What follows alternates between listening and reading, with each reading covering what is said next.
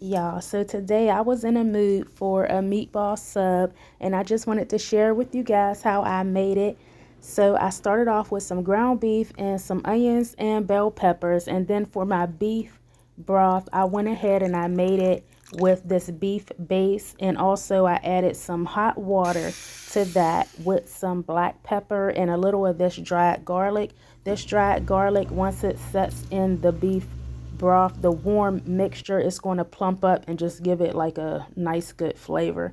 So I just went ahead and I made that up and I set it aside, and then I'm gonna finish up with my meat mixture. I added some Ritz crackers to that. I also added some parsley flakes, and then I went ahead and I poured over that beef broth mixture that I made up. I just put that all over the top. And then I went ahead and I added my egg.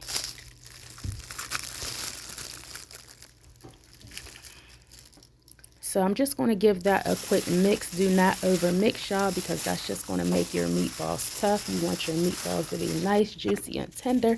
So once that was all mixed up, this is me just making up my meatballs, putting them on the plate, getting them ready. So then I went ahead and I got my pan all oiled up, nice and hot.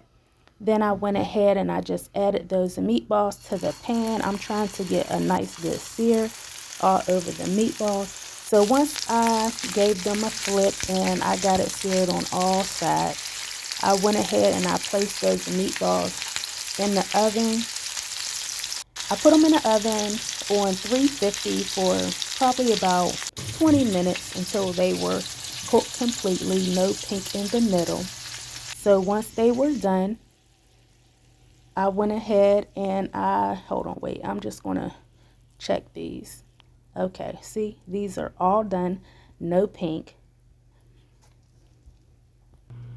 I couldn't help myself, y'all. Okay, so I'm just going to set those aside, get these out of the grease, and then I'm just going to wash this pan up and start with my sauce. So with my sauce, this is the sauce I use, y'all. This sauce is so good, so chunky, like you really don't even need anything else. It has everything in it, mushrooms, sweet peppers, like this. I love this sauce for my meatball hoagies.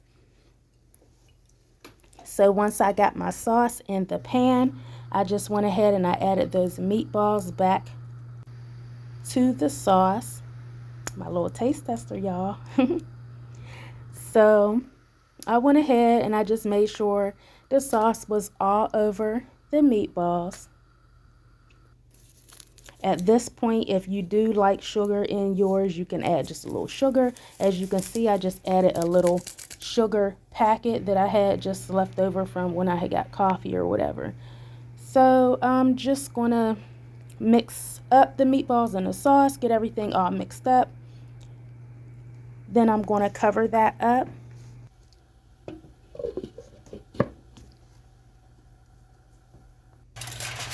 Okay, now, so really, they're done. You can go ahead and add them to your bun, your hoagie roll, whatever. But me, y'all know I'm extra. So I got my hoagie roll together, and I always make like a little garlic parm butter type thingy to spread all over the top of it. Because like I said, I'm extra. So I just did that with some softened butter, some garlic, some Parmesan cheese, and some parsley. And I just went ahead and I just spread that all over my sub roll. Then I placed that in the broiler on low because I just wanted the top to get really nice and crispy. I didn't really want the whole roll to get like hard or anything. So once that was done, I went ahead and I arranged my meatballs in a single row so I can place my cheese on top. And I just let that cheese melt up a little bit.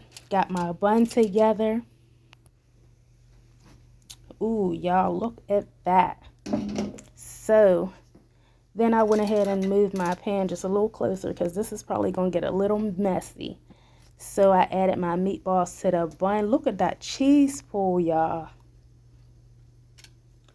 So once this was all done, this is what it's looking like, y'all. Look at the cheese, the Parmesan cheese on the bun, all of that cheesy goodness. Oh my goodness, I cannot wait to dig in. So I just cut it open and I wanted y'all to see inside. I'm telling y'all, this was so good. You gotta trust me on this.